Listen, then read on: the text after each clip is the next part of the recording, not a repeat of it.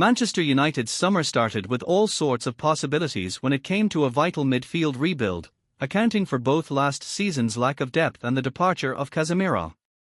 But things have changed and evolved almost day by day during what has still only been 7 weeks since the last ball of 2025-26 was kicked.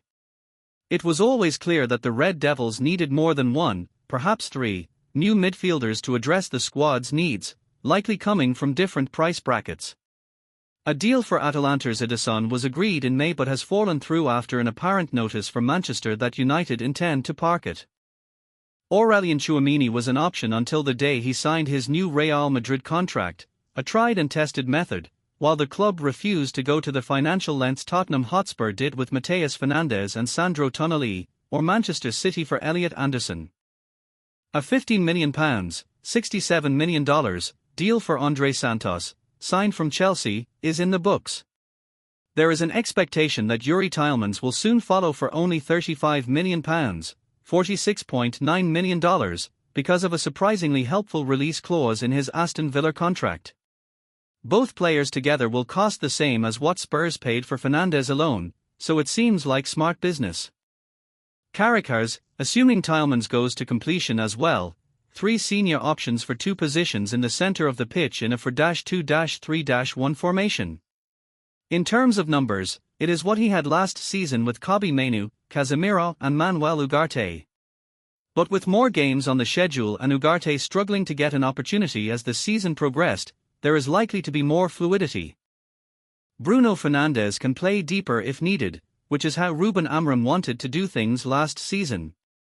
But it takes the captain out of the number 10 role from which his supercharged rate of assists in the second half of the campaign saw him topple the Premier League's single-season record. More defensive-oriented midfielders still needed. Due to the system and the undroppable and indefatigable Fernandes, it's unlikely Tielemans, Santos and Mainoo would ever all be on the pitch at the same time, certainly not at the start of a match.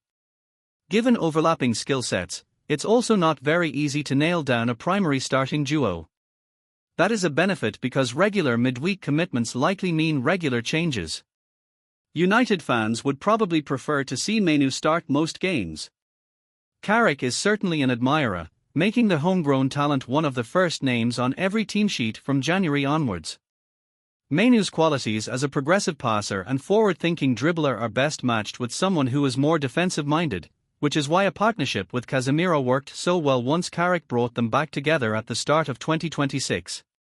Santos is perhaps a safe partner for Mainoo because the Brazilian has shown at Chelsea how he can provide a platform that allows others to thrive and perform.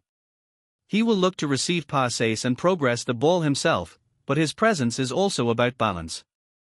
If Santos, who appears to play with an admirable caution, sits and holds, Mainoo can take off the break and explore.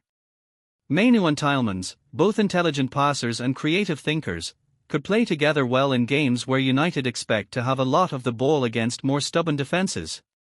When the opponent is better and Carrick's team might have to dig in, that combination, built on brains over brawn, might lack physical ball-winning and disruption skills. Santos is another who prefers an interception to a tackle and isn't necessarily the direct answer to that. Tielemans and Santos equally have abilities that complement each other as a partnership, but also probably not in every scenario when greater defensive force is required. Resurrecting Carlos Balíber's interest would make sense.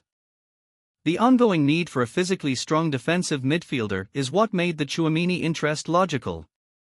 The Ederson deal, another who has the right bite, is not going forward right now, but reports suggest it hasn't been abandoned completely and could be revisited before September.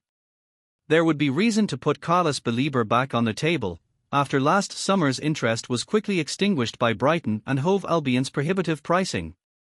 But a slightly underwhelming 2025-26 from him and the lack of a World Cup shop window should see that fall. Adam Wharton is more like Mainoo or Tielemans and is probably no longer worth pursuing at this time.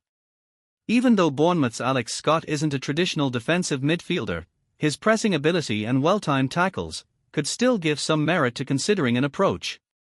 The only problem there is that his price tag has wound up massively inflated.